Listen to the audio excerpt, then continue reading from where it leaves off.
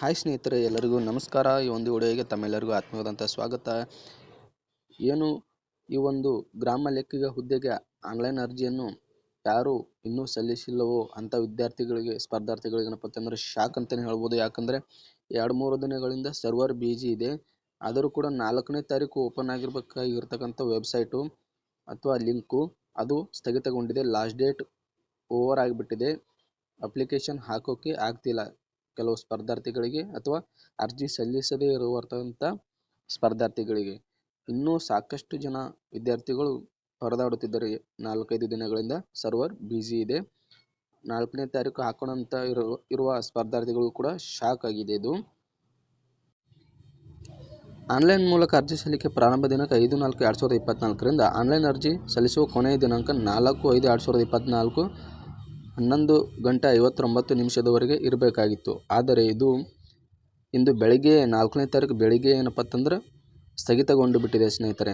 ಯಾಕೆ ಅಂತ ಗೊತ್ತಿಲ್ಲ. ಏನು ಪೋಸ್ಟ್ಪೋನ್ ಮಾಡ್ತಾರೋ ಗೊತ್ತಿಲ್ಲ, ಅರ್ಜಿ ಸಲ್ಲಿಕೆಯನ್ನು ಮುಂದೂಡ್ತಾರೋ ಗೊತ್ತಿಲ್ಲ.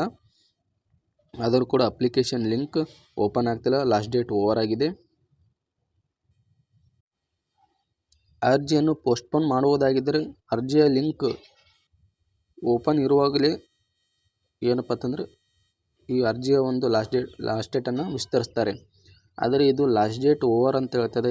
KEA ಇಲಾಖೆ ಏನು ಮಾಡುತ್ತೋ ಗೊತ್ತಿಲ್ಲ. ಇವತ್ತು ಸಂಜೆ ಒಳಗಡೆ ಗೊತ್ತಾಗುತ್ತೆ.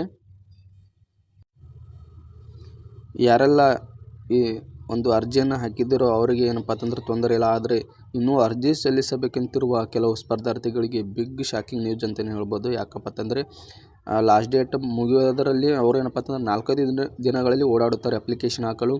ಆದರೆ ಆವಾಗ ಒಂದು ಅಪ್ಲಿಕೇಶನ್ ಹಾಕಬಾರ್ದು ಸ್ನೇಹಿತರೆ. ಲಾಸ್ಟ್ ಡೇಟ್ ಮುಗಿಯೋದಕ್ಕಿಂತ ಮುಂಚೆ 4-5 ದಿನಗಳಿಂತ ಮುಂಚೆ ಹಾಕಬಾರ್ದು.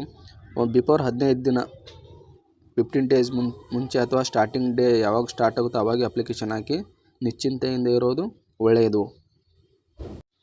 ಕೆಲವು ಸ್ಪರ್ಧಾರ್ಥಿಗಳು ಯಾಕೆ ಹಾಕಿರೋದಿಲ್ಲ ಅಂದರೆ ಕೆಲವು ಡಾಕ್ಯುಮೆಂಟ್ಸ್ಗಳು ರೆಡಿ ಇರುವುದಿಲ್ಲ ಸ್ನೇಹಿತರೆ. ಗ್ರಾಮೀಣ ಮಾಧ್ಯಮ ಆಗಿರ್ಬೋದು, ಕನ್ನಡ ಮಾಧ್ಯಮ ಆಗಿರ್ಬೋದು, ಅಥವಾ ಕ್ಯಾಸ್ಟ್ ಸರ್ಟಿಫಿಕೇಟ್ ಆಗಿರ್ಬೋದು,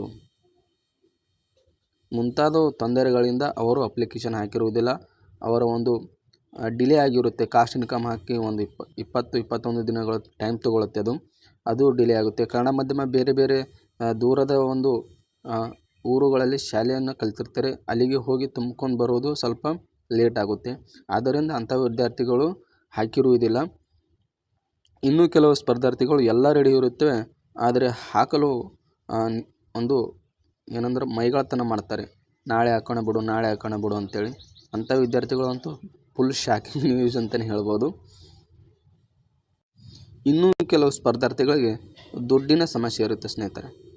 ದುಡ್ಡಿನ ಸಮಸ್ಯೆ ಯಾಕೆ ದೂರದಲ್ಲಿ ಧಾರವಾಡದಲ್ಲಿ ಅಥವಾ ಬಿಜಾಪುರದಲ್ಲಿ ಆಗಿರ್ಬೋದು, ಬೆಂಗಳೂರಲ್ಲಿ ಓದ್ತಿರ್ತಾರೆ. ಅವರಿಗೆ ಒಂದು ದುಡ್ಡಿನ ಅಭಾವ ಇರುತ್ತೆ. ಪೇರೆಂಟ್ಸ್ ಎಲ್ಲ ಅರೇಂಜ್ ಮಾಡಿ ಕಳಿಸ್ಬೇಕಪ್ಪ ಅಂತಂದ್ರೆ ಒಂದು ಸ್ವಲ್ಪ ಲೇಟ್ ಆಗಿರುತ್ತೆ. ಅಂಥವ್ರು ಕೂಡ ಲೇಟ್ ಮಾಡಿರ್ತಾರೆ. ಏನೇ ಇರಲಿ ಸ್ನೇಹಿತರೆ, ಈ ಒಂದು ಅಪ್ಲಿಕೇಶನ್ ದಿನಾಂಕವನ್ನು ವಿಸ್ತರಿಸಿದರೆ ತುಂಬ ಅಂಥ ವಿದ್ಯಾರ್ಥಿಗಳಿಗೆ ಏನಪ್ಪ ಅಂತಂದ್ರೆ ಭಾಳ ಹೆಲ್ಪ್ ಆಗುತ್ತೆ. ಇದಿಷ್ಟಾಗಿತ್ತು ಸ್ನೇಹಿತರ ಮಾಹಿತಿ. ಈ ಮಾಹಿತಿ ಇಷ್ಟ ಆದರೆ ಲೈಕ್ ಮಾಡಿರಿ, ಶೇರ್ ಮಾಡಿರಿ, ಸಬ್ಸ್ಕ್ರೈಬ್ ಮಾಡಿರಿ ಅಂತ ಹೇಳ್ತಾ ಈ ವಿಡಿಯೋನ ಇಲ್ಲಿಗೆ ಮುಗಿಸೋಣ. ಧನ್ಯವಾದಗಳು.